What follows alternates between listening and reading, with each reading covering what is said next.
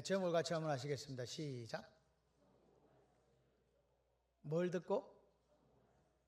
말씀을 듣고. 오늘 이 씨 뿌리는 비유는 우리가 다 잘 아는 그런 내용입니다.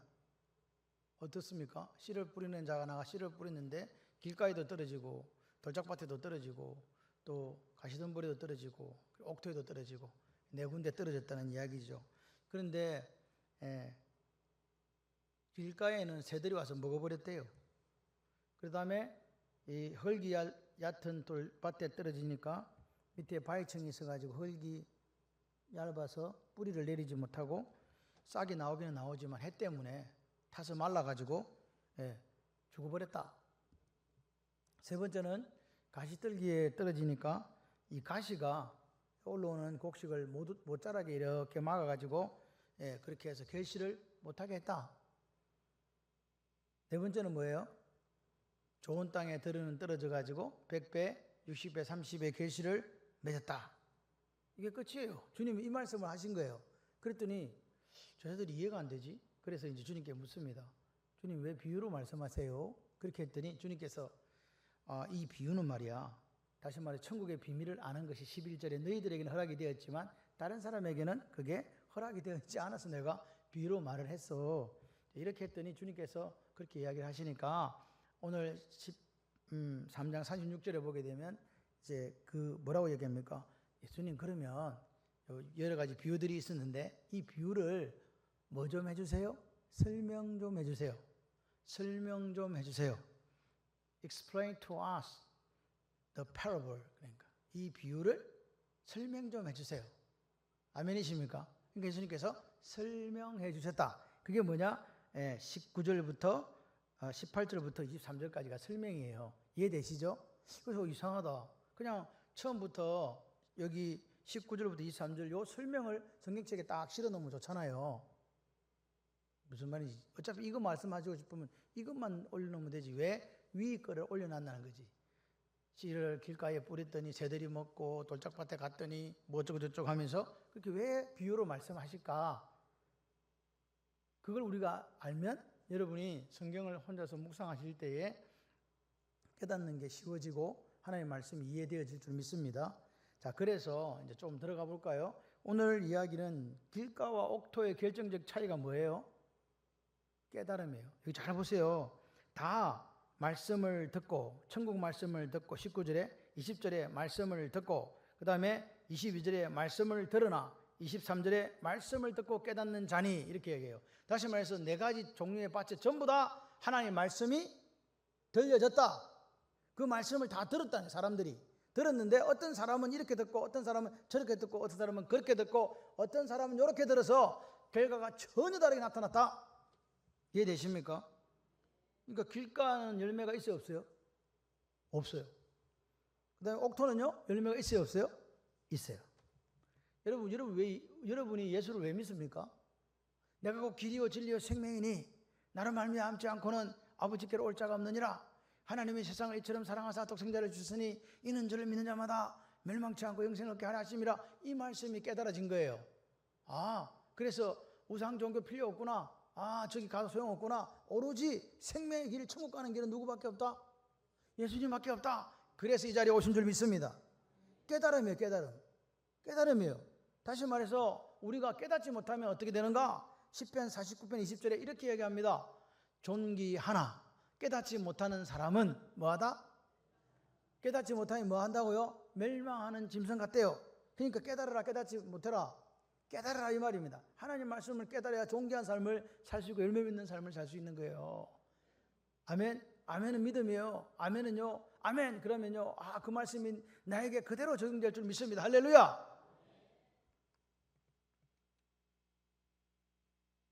깨달음의 차이가 열매의 차이고 그 깨달음의 차이가 뭐냐?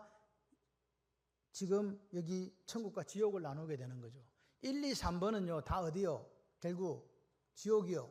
4번만 옥토에 떨어진 4번만 천국이라는 사실을 기억하시면서 말씀을 들으시기를 바랍니다. 자, 그래서 사도 바울이 이렇게 얘기해요. 내가 그 사람은 후패해져 가지만 속 사람은 날로 새로워져 간다 그러잖아요. 껍데기는 늙어가는데 속 사람은 새로워진대요. 그게 무슨 말이냐? 말씀을 듣고 깨달으면 사람이 달라진다 그 말입니다. 자꾸 말씀이 내 속에 들어와서 그 말씀이 깨달아지고 이해되어져 가지고, 깨달음이란 이해거든. 이해, 언더스탠딩이에요. 깨달아지면 역사가 일어난다고요. 그럼 어제의 나와 오늘의 내가 다르다? 왜 달라요? 말씀에 깨달음이 있었다는 거죠. 자, 그래서 그 깨달음 때문에 어떤 인생으로 바뀌어가는가? 열매 맺는 인생으로 바뀐다. 믿으시면 아멘. 그렇게 되는 거예요. 보십시오. 예수님이 오늘 설명을 해주셨는데, 처음에는 비유, 그 다음에 설명해 주세요 하니까 밑에다가 그 설명을 달아줬어요. 이게 무슨 말인가? 성경은 누가 썼어요? 외국 사람이 썼어요. 그 나라가 어느 나라요? 이스라엘 사람들이 썼잖아요. 이스라엘 사람들이 이 성경을 썼다는 말은 어떤 사고방식으로 썼냐니까 히브리 사고방식으로 썼다는 거죠. 한국 사람은 한국 사람의 사고방식이 있고, 미국 사람은 미국 사람의 사고방식이 있고, 이스라엘 사람들은 이스라엘 사람들의 사고방식이 있을 거 아니에요. 그런데 우리가 읽는 성경은 누가 적었다? 이스라엘 사람들이 적었다. 그래서 히브리 사람들이 쓰는 문장 구조의 법칙이 있는데, 그게 키아즘이라는 게 있어요. 무슨 점?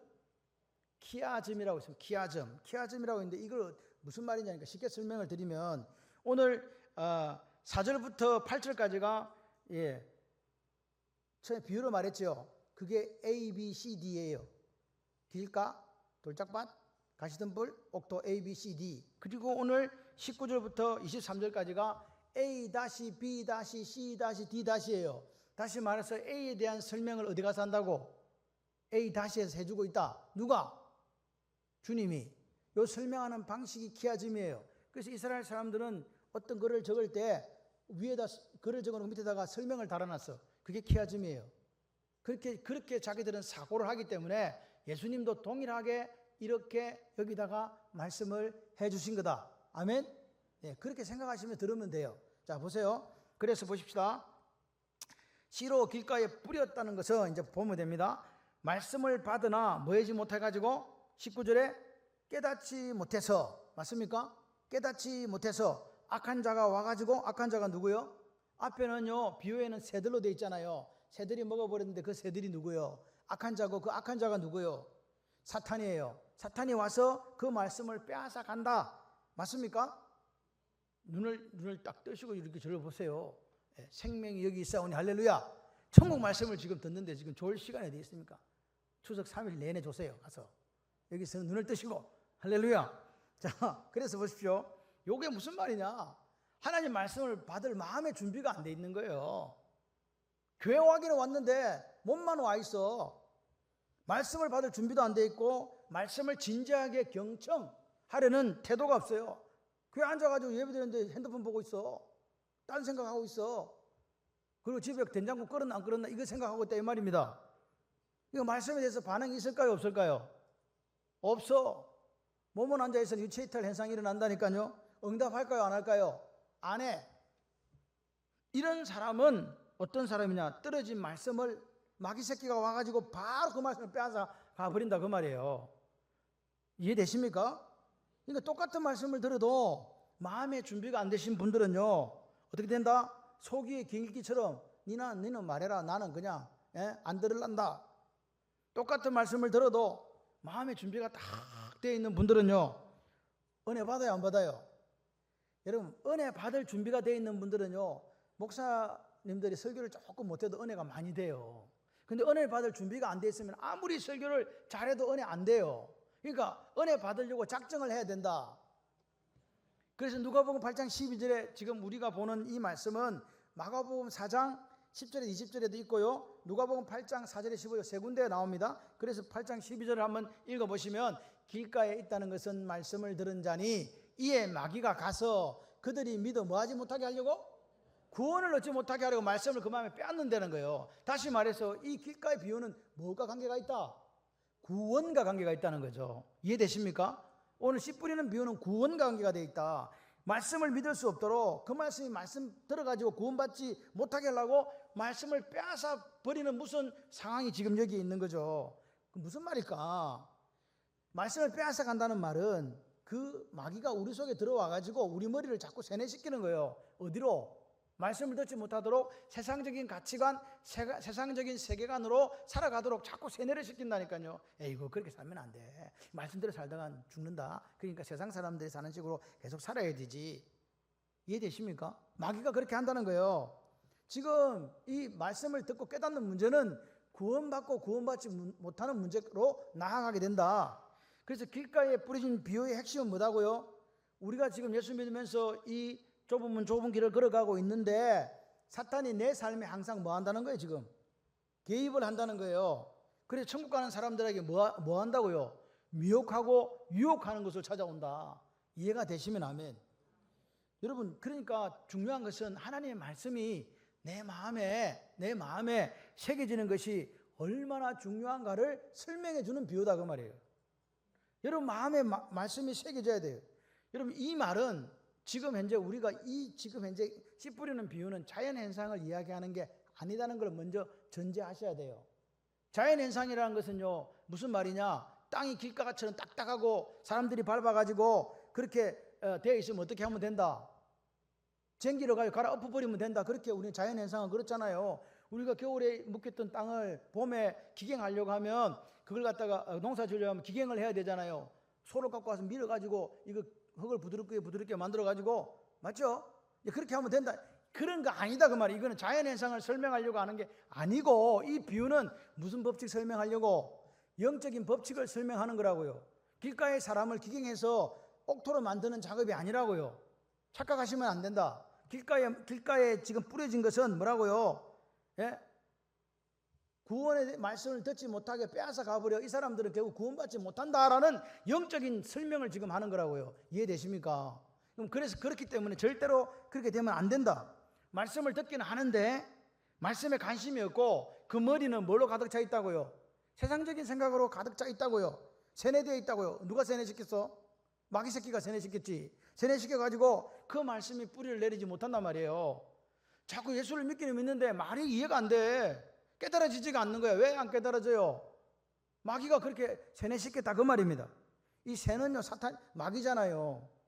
구원받지 못하도록 새가 와서 다 쪼아 먹는 거예요. 지금 말씀을 쪼아 먹는 말이 빼앗아 간다 그 말입니다. 결국 어디로 간다는 거예요? 지금 천국 간다 지옥 간다? 길가 밭은 지옥 간다 그 말입니다. 그렇게 마귀가 만든다 그 말이에요. 이거는 묵은 땅을 기경하라는 호세아 10장 12절 너희 묵은 땅을 기경하라 이런 자연현상에 대해서 이야기하는 게 아니다는 걸 분명하게 기억하시기를 바랍니다. 두 번째, 돌밭에 뿌려졌다 씨가 돌밭에 뿌려졌다는 것은 뭐라고요? 저 13장 20절 21절에 보니까 말씀을 듣고 즉시 기쁨으로 밭에 그 속에 뭐가 없어서 뿌리가 없어서 잠시 견디다가 말씀으로 인하여 환난이나 핍박이 일어날 때 곧 뭐란다? 넘어지는 자다 이렇게 이야기합니다. 그런데 마가복음과 누가복음에는 설명을 어떻게 하는가? 말랐다 그래요. 말랐다는 게 뭐예요? 마르면 어떻게 돼요? 죽어요.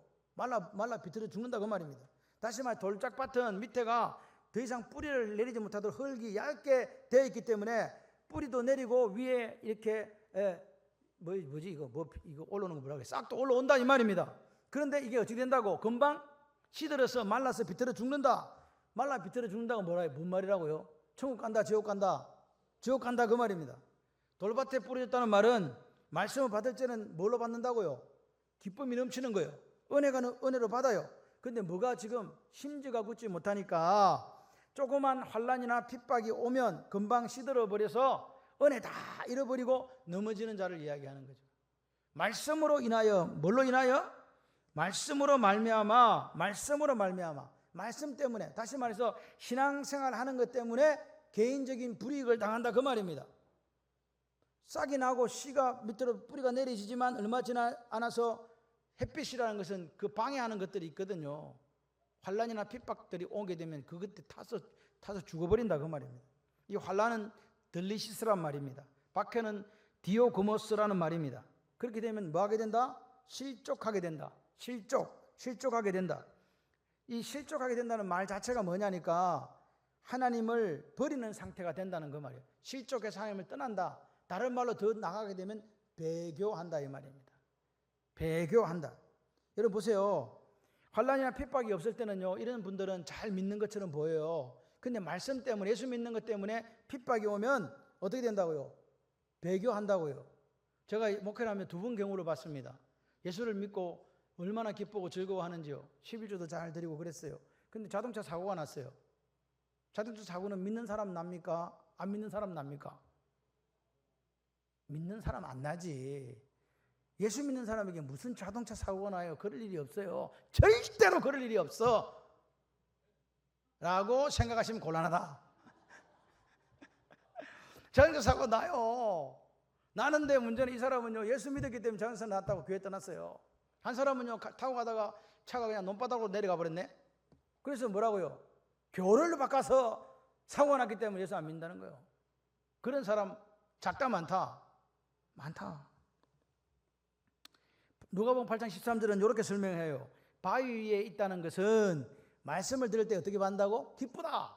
근데 뭐가 없다? 뿌리가 없다. 잠깐 믿다가 실현당할 때 배반하는 자다. 정확하게 배반이란 말을 해요. 그러니까 우리가 이렇게 보면 예수 믿다가 뭐 때문에, 왜? 어떤 말씀을 통해서 환난이나 핍박이 올 때 하나님 떠나가는 사람이 너무 많다는 말입니다. 그걸 기억하셔야 돼요. 지금 이 비유는요, 옥토가 많다, 적다. 적다는 이야기잖아요. 그러면요, 지금 돌밭에 있는 사람들이 수없이 많다는 거예요. 왔다가 떠난다 이 말입니다. 많은 사람이 처음에는 말씀 받을 때는요, 얼마나 좋아하는데요. 제가 우리 교회 그런 분을 많이 봤어요. 그래서 제가 예수 믿고 있을 때는 헌신 봉사 이런 거 하지 마라 그래요. 왜?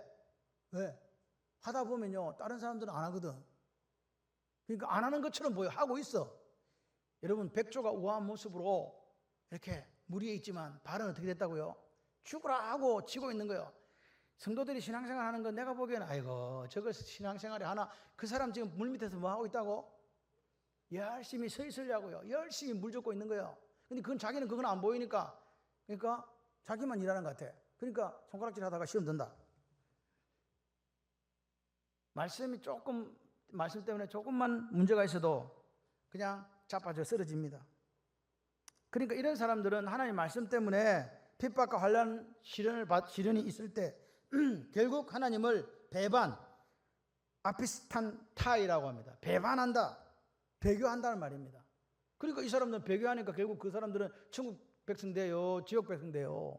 지옥 백성이 돌짝밭은 그렇다. 세 번째, 가시떨기에 뿌려졌다. 가시떨기에 뿌려진 씨는 보세요. 이 가시떨기에 뿌려졌다는 토양은 옥토하고 똑같아요. 이해되세요? 근데 지금 뭐가 차이가 나요? 옥토는요, 주변 정리를 잘해요. 칼같이요, 착착착 잘라가지고 그 곡식이 자랄 수 있는 환경을 조성해놨는데, 이 지금 가시떨기 나무 밭은 토양은 좋지만 뭐가 문제예요? 지금 위가 문제예요. 위가 뭐가 있다? 지금 가시떨기가 있다. 그래서 잘 자라다가 뭐라고 해야 합니까? 세상의 염려와 재물의 유혹에 22절에 보니까 말씀이 막혀서 뭐하지 못하는 자? 결실하지 못하는 자. 그러니까 보세요. 가시떨기 밭은 토양 자체는 비옥하지만 뭐가 안 된 거예요 지금? 뭘 정리 못했어? 가시 이거 정리 못했다 그 말입니다. 도대체 가시라는 놈이 뭐냐는 거죠 도대체. 근데 여러분, 우리가 농사를 지어보면 알지만 밭에는 온갖 게 다 자라요. 제가 요즘에 항상 신기하게 생각하는 게, 우리가 키우는 꽃들과 이런 화초들은요, 물 주고 뭐 거름 주고 비료 줘야 되잖아. 그래도 물 안 준다고 열받아하고 자살하는 놈들이 있더라고, 말라가지고. 근데 주 옆에 길가에 있는 잡초들 있잖아요, 요 길가에 있는 거 해서는 안 주고 물 안 줬어요. 끝까지 살아남아. 희한하대. 희한하더라고. 오늘 그래서 이거 그냥 다 야생초로 버려놔야 되는 거 아닌가 하는 생각이 가끔씩 들 때가 있습니다. 여러분 보십시오. 이 지금 가시떨기가 있다는 말은 뭔 말입니까? 누가복음 8장 7절에 설명을 해주고 있어요. 들어는 가시떨기 속에 떨어짐에 가시가 함께 자랐다. 가시가 함께 자라 기운을 막았고, 가시가 함께 자라니까 가시가 자라면서 밑에 올라오는 곡식들을 어떻게 한다고요? 못 올라오게 이게 막고 있다는 이 말입니다. 이해되세요? 여러분, 오늘 우리가 뭘 키워보면요, 화분에도 잡초는 심어놓지도 않아요. 알아서 크잖아. 희한해. 뽑아줘도 계속 커요. 그게 농사 지을 때도 마찬가지예요. 그러니까 보세요. 나중에는 그 가시떨기가 뭘 덮어버린다고? 곡식을 덮어요. 덮게 되면 어떻게 됩니까? 자라지 못해요. 무슨 말입니까? 상대방의 영향으로, 여기 말하는 이생의 염려, 재물의 유혹, 누가복음에 가게 되면 뭐가 나오냐니까 향락까지 나옵니다. 자 보세요. 가시떨기에 떨어졌다는 것은 말씀을 들은 자이나 지내는 중에 이 세상의 염려와 재물의 염려와 향락의 기운이 막혔다. 요것들이 너무 세가지고 말씀이 자라지를 못하는 거예요. 말씀이 깨달아지지 않는 거예요. 그래가지고 어떻게 된다? 결실치 못한다. 맞습니까? 결실치 못해요. 지금 중요한 것은 뭐냐? 가시떨기에 뿌려진 사람은요, 말씀이 자라긴 자랐는데 세상에 이런 유혹들이 있다는 거예요. 이런 여러 가지 유혹 속에서 이 곡식이 결국은 자라지 못하는 거예요. 그 유혹이 더 커요. 그 유혹이 말씀을 이기더라 이 말입니다. 그래서 그 성경에는 뭐라니까? 말씀이 질식당한다. 말씀이 질식당한다. 익사당한다. 그래서 이게 보니까 심피에이사이라고 그래요. 질식당하는 인생이 된다. 말씀이 이겨야 되는데 말씀이 못 이기니까 이생의 염려와 재물의 유혹과 향락이 이겨버리는 거예요. 그러니까 어떻게 된다고요? 결실하지 못한다. 그러니까 신앙생활 하는데 이것들이 나를 자라지 못하도록 계속 같이 자라면서 얘들이 내보다 세요. 그 말입니다. 신앙생활이 너무 불편하고 문제가 많아지는 거예요. 제대로 신앙생활 하지 못하다 결국은 그 이생의 염려와 재물의 유혹과 향락에 내가 사로잡혀갖고 질식당하고 결국 익사당하는 상태를 뭐라고 했다? 심피에이사이 인생이라고 이야기하는 거예요. 질식 인생이라고 이야기하는 거죠. 그래서 보십시오. 지금 그럼 이생의 염려가 뭡니까? 비오스 메림나 헬라어로 그래요. 세상의 염려가 걱정, 근심, 염려 이렇게 연결돼 가지고 심각한 신앙의 걸림돌이 되는 거죠. 자, 질문. 조는 여러분을 위해서 질문하는 시간을 갖도록 하겠습니다. 자, 걱정이 있습니다. 그 다음에 염려가 있습니다. 근심이 있습니다. 이 차이를 정확하게 설명하실 수 있나요? 라고 물으시면 아무도 대답을 안 하실 것이기 때문에 제가 설명을 해드립니다. 걱정은 뭐냐? 내 외부에 있는 거예요. 야, 물가가 올랐단다. 시장에 가보니까 돈 1,000원 주고는 살 게 없더라. 이게 걱정이에요. 아이스크림 한 개가 왜 그리 비싸지? 그 다음에 주가는 왜 저리 떨어지고, 그 다음에 왜 저 대통령은 왜 정치를 못하지? 국회의원들은 맨날 놀고서 왜 밥 먹지? 이번에 세비를 추석 때인데 떡값을 400만이나 쳐받았다며? 이런 것들, 이런 것들이 하여튼가 나는 왜 하나도 안 주지? 이게 걱정이에요. 근데 보세요. 그까지는 걱정이 바깥에 있는 거예요. 홍수가 났단다. 지금 중국에 약인지 작인지가 와가지고 베트남 다 썰고 지금 난리 났단다. 많이 죽었단다. 걱정이잖아요. 근데 그게 걱정이 외부에 있는 것들이 나한테로 옮겨오기 시작한 게 뭐냐? 그게 염려예요. 생각염. 그게 내 문제가 되면 염려가 된다 이 말입니다. 내가 쌀 사러 갈 일이 없었는데 쌀을 사러 가기 너무 비싸. 돈이 없어. 쌀값이 올랐다는 소리 들었는데 이게 쌀값이 내가 쌀을 사야 쌀 돈이 없는 이게 염려라고요. 뭔 말인지 이해가 안 돼. 자다가 지금 뭔 말이래. 그게 내 문제가 되었을 때 걱정이 염려가 되는 거라고요. 그리고 그게 이제 해결을 못하면, 말씀으로 해결을 못하면 어디로 가요? 자꾸 내려가. 어디로? 얘가 마음으로 내려오는 거예요. 그래서 근심이 뭐예요? 뿌리 근자에 마음 심자잖아요. 내 마음속에 뿌리를 내렸다 그 말이에요. 그러면 안 된다. 내 마음속에 뭐가 내려야 되는데, 평강과 기쁨과 감사가 있어야 되는데, 내 마음속에 근심이 내리니까 말씀이 귀에 들어온다 안 들어온다? 안 들어온다. 그래서 죽는다 그 말입니다. 이해되십니까? 이 재물에 대한 생각, 비오스 프로토스, 재물에 대한 지금 이 문제는 심각합니다. 지금 재물은 돈이잖아요. 그러니까 재물이 돈이란 말은 우리는 돈 없이는 산다 못 산다? 못 산다. 그러니까 모든 사람은 이 재물의 염려의 시험에 빠질 수 있다 없다? 있다. 그러니까 신앙으로 이걸 이기기 힘들어서 결국은 질식사한다 그 말입니다. 신앙의 힘으로 재물의 염려를 넘어서지 못한다는 거죠. 그것은요 비교의식에서 오는 거예요 사실은. 그 다음에 마지막으로 이생의 향락, 방금 향락이라고 그랬잖아요. 비오스 헤도네란 말이 쾌락이거든요. 요즘 사람들은 뭘 찾아다닌다고요? 향락, 쾌락거리를 찾아다닌다. 세상의 재미를, 예수를 믿는데 버릴 수가 없는 사람들이 나와요.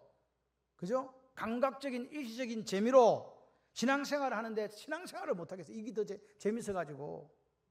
요즘에요 제가 항상 걱정하는 거예요. 요즘 청소년들, 청년들, 어른들 할 것 없이요 핸드폰에 빠져가지고요 예배 드릴 때 핸드폰 보는 거는 그거는 그냥 애교로 봐줄 수 있어.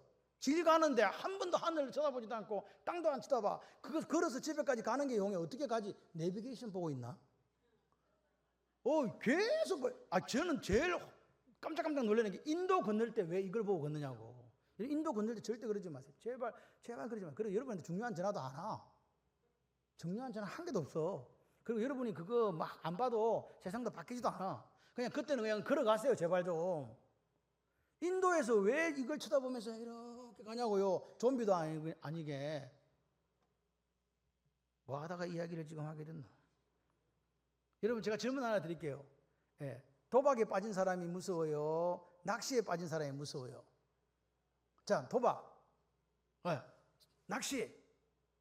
하면 1대1. 근데 나머지는 에라 모르겠다 이 말이지. 여러분 도박에 빠져갖고요. 뭐 손도 어떻게 하고 뭐 그런 이야기 있잖아요. 못 끊는다 그랬잖아요. 그 도박하는 사람한테 연락이 왔어요. 아버지 돌아가셨다. 그러니까 도박하는 사람이요. 아버지 돌아가셨다고 판을 딱 접고 집에 간대요. 낚시를 하고 있는데 연락이 왔어요. 아버지 돌아가셨다. 그럼 뭐라는 줄 아세요? 한 마리만 더 잡고 갈게. 안 온대요. 그 도박보다 더 심각한 게 낚시랍니다. 사실은. 이 낚시에 빠지면요. 이거 감당이 안 된대요. 이거 한 마리만 더 하다가 한 마리 하다가 아예 날 새고 밤 새고 아버지 돌아가서 상 다 치르고 몇 년 지나면 돌아올 수도 있어. 그러니까 세상에 이런 향락에 빠지면요. 아버지도 모르는데 하나님 생각나겠어요? 뭐 교회가 생각이 나겠냐고요. 그래서 이런 것들 때문에 결국은 이런 즐거움이 나를 익사시키고 지질사시킨다. 아멘이십니까? 그렇게 살아가는 인생이 될 수밖에 없는 비유가 길가, 돌짝밭, 가시떨기밭이다. 질식 인생으로 살아갈 수밖에 없다. 결국은 뭐다? 지옥이다 이 말이에요. 마지막으로 보세요. 좋은 땅에 뿌려진 씨 있다 아닙니까? 좋은 땅에 뿌려진 씨는 뭐예요? 말 그대로 보니까 말씀을 듣고 뭐하는 사람? 23절에 깨닫는 사람. 계시에서 100배, 60배, 30배 계시 맺는다. 열매 맺는 삶을 산다. 할렐루야. 여러분은 다 옥토로서 100배의 계시를 맺는 삶을 사시기를 주님의 이름으로 축원합니다. 요 말은요. 100배의 계시는 이 땅에서의 계시도 있지만 같이 해봐요. 구원의 계시도 있다. 여러분 성경에서 칭의, 구원, 영생은 같은 말입니다. 다시 말해서 열매 맺는 사람은 이 땅에서 하나님의 복을 받아 누리고 죽으면 뭐한다? 천국이 누구 거다? 내 거다. 아멘! 여러분의 지금 마음 상태가 어떠냐 점검해 보세요. 내 마음 지금 길가냐? 내 마음 지금 돌짝밭이냐? 내 마음 지금 가시떨기냐? 아니면 내 마음 지금 좋은 밭, 좋은 땅, 옥토냐? 어떻습니까? 저한테 말은 하지 마세요. 한번 생각을 해보세요. 정말 내가 예수를 믿고 내가 세례를 받고 내가 지금 이 땅에 살아가고 있는데 난 도대체 지금 어디에 지금 쏟겠나 지금? 에? 마귀가 다 뺏어 먹어버리는 그런 인생인가? 아니면 뭐 환난 핍박이니까 그대로 그냥 버려버리는 인생인가? 아니면 이 땅의 염려들 때문에 재물의 그 유혹 때문에 향락 유혹 때문에 난 아무 열매도 못 먹고 지금 죽어가는 질식하는 그런 인생인가? 한번 점검해 보시기를 바랍니다. 오늘 100배의 계시를 맺었다. 그런데 중요한 것은 밑에 들을 귀 있는 자는 들을지어다 그래요. 들을 귀가 있는 사람이 되시기를 바랍니다. 귀는 뭐 하라고 있다고요? 들으라고 있는 거예요. 이게 귀 창조 법칙이에요. 하나님 귀를 창조하실 때는 뭐라고? 잘 들으라. 잘 들으라. 아멘이십니까? 자 보세요. 계시를 맺고 좋은 땅이 우리가 됐을 때 계시를 맺고 천국의 주인공이 되어야 될 줄 믿습니다. 신앙생활을 잘 하시면요. 말씀을 듣고 깨닫기만 하시면요. 어떤 일이 있냐? 하나님 축복받고 큰 일을 감당하는 사람이 될 줄 믿습니다. 귀 있는 자는 꼭 들으라는 이 말씀에 생명을 걸어야 돼요. 좋은 땅에 누가복음 8장 15절에 보니까 좋은 땅에 있다는 것은 착하고 좋은 마음으로 말씀을 듣고 지켜 인내로 계시라는 자다. 아멘이십니까? 좋은 땅에 있다는 것은 어떤 사람이다고? 여러분 좋은 땅에 있다는 사람은 착한 사람이에요. 좋은 땅에 있다는 사람은요 좋은 마음으로 살아가는 사람이라고요. 다시 말해서 내가 지금 좋은 땅이라고 생각하면 믿는 사람은 기본적으로 인격이 뭐라고요? 착하고 좋은 마음을 가진 사람이 돼야 돼요. 우리가 세상에 나갔는데 사람들이 보면서 예수 믿는지는 모르겠는데 저 사람 착한 사람이야. 아, 저 사람 마음이 너무 좋은 사람이야. 그런 말씀을 듣고 계신 줄 믿습니다. 그 나갔는데 가고 저기 인가이가 저게 사람도 아니다. 이런 이야기를 만약에 우리가 듣고 있다면 우리는 지금 좋은 땅이다, 좋은 땅 아니다. 아니다 그 말입니다. 믿는 자의 기본적인 인격은 뭐라고요? 착하고 좋은 마음을 가진 사람. 좋은 땅을 가진 사람은 어떻게 하냐? 말씀을 귀가 있어갖고 잘 듣는 거예요. 시에마. 맞습니까? 그리고 그 귀를 듣고 그 말씀에 집중을 하시는 거예요. 하나님 말씀 앞에 열심히 있는 거예요. 하나님 말씀 듣고 싶다. 아멘이십니까? 그거 얼마나 좋아. 말씀이 꿀송이보다 달다. 이런 마음이 있어야 돼요.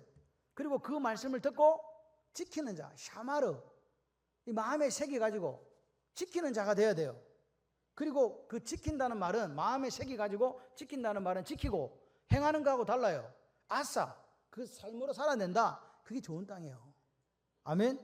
그래서 여기 보니까 지킨다는 말이 순종한다는 표현보다는 간직한다는 말이에요. 간직한다. 그래서 이스라엘 백성들은요, 이 간직하는데 쉐마에서 샤마르의 목숨을 걸었어요. 그래서 이스라엘 사람들은 설교를 안 해요. 그냥 성경만 읽고 끝난다니까. 이사야 61장 읽고 집에 간다고요. 여러분, 오늘 하나님 말씀을, 그 말씀이 능력인 줄 믿습니다. 꼭 말씀을 해석 안 해줘도 그 말씀이 능력이에요. 이해되십니까 지금? 하나님 말씀이 능력이다. 그래서 이스라엘 백성들은요, 암송을 하는 거예요. 새기는 방법이 뭐라고요? 암송이에요. 저는 우리 윤현주학교와 중고등부가 이 말씀 암송에 목숨을 걸었으면 좋겠어요. 그러면 노벨상 수상자 나온다? 할렐루야. 암송에 목숨을 거는 거예요. 보세요. 그래가지고 어떻게 하라고요? 행하는 사람이 되라고요. 그러니까 옥토는요, 하나님 말씀을 내가 간직하는 사람인 거예요. 간직해야 행하는 삶이 돼요. 말씀이 없는데 어떻게 행하겠습니까? 요한복음 15장 표현으로는요, 너희 안에 내 말이 있으면, 이게 샤마르예요. 간직해라. 아멘입니까? 여러분, 하나님 말씀을 빼앗기지 마시길 바랍니다. 마귀 새끼한테. 아멘이십니까? 하나님의 말씀을 심는 것에 목숨을 걸자. 하나님 말씀을 내가 간직하는 것에 목숨을 걸어야 되겠다. 그 역사가 있기를 바랍니다. 그래서 골로새서 1장 6절에 이렇게 이야기를 합니다. 이 복음이 이미 너희에게 이름에, 보세요, 복음이 우리한테 왔다는 거죠. 그 이름에 우리가 어떻게 했다? 들었다. 복음이 와서 들었다. 그러고 나서 참으로 하나님 은혜를 어떻게 했다? 깨달았다. 복음을 듣고 은혜를 깨닫고 난 뒤부터 밑에 보면 온 천하에서도 뭐가 자란다? 열매 맺는다. 다시 말해서 하나님 말씀을 딱 들으니까 뭐라고요? 은혜가 깨달아진 거예요. 오, 내가 이런 은혜를 받았단 말이야. 그러니까 어떻게 된다? 열매가 생기는 거예요. 다시 말해서 오늘 추석 명절을 맞이해서 여러분 마음속에 하나님의 은혜가 깨달아지지 않으면 감사 있어요, 없어요? 없어요. 깨달아지니까 감사가 있는 거라니까요. 아무도 우리 가정 중에 한 사람도 내 곁을 떠난 자가 없이 함께 모일 수 있다는 게 감사한 거 아닙니까? 멀리 우리가 모이지는 또 못해도 멀리 전화하니까 아버지 잘 있어요, 고맙다. 그게 감사 아닙니까? 복음 속에 있는 하나님의 은혜를 깨닫지 못하면요, 열매가 없어요. 여러분 혼자 사시는 거 아닙니다. 하나님 오늘도 간섭하시고 함께 하시고 역사하셔서 여러분과 제가 있는 거예요. 은혜를 깨닫는 날부터 오늘 복음을 듣고 은혜를 체험하고 열매 맺었다는 말은 내가 변화됐다 이 말입니다. 하나님 이렇게 말씀하시면 아멘 하고 가는 거죠. 성경이 말하는 열매, 성경이 말하는 변화는요, 변화가 열매거든요. 그거 뭐냐? 복음의 은혜, 복음을 듣고 은혜를 깨닫는 거기에 근거한 기독교적인 변화를 열매 맺었다, 변화되었다라고 이야기하는 거예요. 여러분 오늘 우리가 생각이 바뀌지 않으면 역사가 일어나지 않습니다. 이제 하나님 말씀이 깨달아지고 하나님 마음이 알게 될 때부터 하나님의 기적이 시작되는 거예요. 민수기 13장 30, 31절에 이렇게 이야기합니다. 갈렙이 모세 앞에서 백성을 조용하게 하고 이르되 우리가 곧 올라가서 그 땅을 취하자 능히 이기리라 하나, 그와 함께 올라갔던 사람들은 이르되 우리는 능히 올라가서 그 백성을 치지 못하리라. 그도 우리보다 강하니라. 지금 두 편이 나눴습니다. 올라가자 능히 취하리라, 이기리라 했더니 못 간다, 우리는 죽는다. 10명과 2명의 차이입니다. 똑같은 거 봤습니다. 여러분 상황을 보시게 되면요, 사람이 크게 보여요. 근데 하나님을 보게 되면 사람이 작게 보여요. 갈렙은 하나님을 봤어요. 하나님 마음으로 하나님께서 우리에게 이 땅을 주셨다고 본 것이고, 다른 10사람은 뭐라고요? 하나님의 말씀은 저리 가라고, 우리가 우리 힘으로 자력해서 이 땅을 정복할 수 있겠는가라는 상황을 봤다는 거예요. 똑같은 걸 봤습니다. 근데 뭐가 달라졌습니까? 말이 달라지잖아요. 말이 그들의 운명을 바꾼 거예요. 여러분 오늘 추석에 사람들 만나서 뭐라고 이야기하실 겁니까? 말이 복되시기를 바랍니다. 말이 복되시기를 바랍니다. 어느 해석을 잘못하니까 말이 딴 걸로 새기 시작하는 거죠. 그래서 하나님은 그들을 악한 자라고 평가하셨고 그 10명은 그들이 말한 대로 들어가지도 못하고 광야에서 죽었으나 여호수아 갈렙만 200만을 데리고 하나님의 뜻대로 가나안 땅에 들어갔다는 사실을 아십니까? 그 두 사람이 되시기를 바랍니다. 감사는 해석이에요. 지금까지 지내온 것 하나님의 크신 은혜라. 할렐루야. 그거 믿어지시면요 감사할 것밖에 없어요. 하나님이 원하시는 해석을 하세요. 하나님이 설명해 주시는 그 설명을 따라 살아가십시오. 그래서 여러분의 운명이 바뀌는 역사가 있기를 바랍니다. 오늘 내 자신을 한번 점검해 보세요. 나 길가에 앉아갖고 매 시간 말씀을 받는데 말씀 받을 준비도 안 돼 있고 나머지 불구경하듯이 하고 있다가 집에 돌아가고 있는 거 아닌지, 아니면 돌박 같아서 말씀 들을 때는 막 은혜가 되고 기쁨이 되고 감사가 됐다가 막 말씀 충만했다가 세상에 나가서 말씀 때문에 조금만 힘들어지면 쓰러져 자빠지는 거 아닌가 말입니다. 아니면 가시떨기가 같아서 말씀이 들어지고 이해도 되어질 것 같은데 세상 염려, 재물의 유혹, 향락이 더 커져버려가지고 이 말씀을 그대로 묶어버려서 내가 질시사 당하고 있는 거 아닌가 한번 점검해 보시기를 바랍니다. 저는 우리가 모두 옥토가 되어서 좋은 땅이 되어서 그래서 온전한 계시를 맺기를 소원합니다. 100배, 60배, 30배의 계시를 맺는 저와 여러분들이 되기를 소원합니다. 근데 왜 100배, 60배, 30배라고 했느냐? 이 땅에서 맺을 수 있는, 우리가 노력해서 맺을 수 있는 가장 큰 복이 100배예요. 이해되세요? 100배의 계시를 맺습니다. 그러니까 100배는 기본적인 축복이다. 그럼 우리는 무슨 축복 받으면 좋을까요? 100배보다 많이 받고 싶은 분은 아멘. 100배보다 많이 받고 싶은 분 아멘.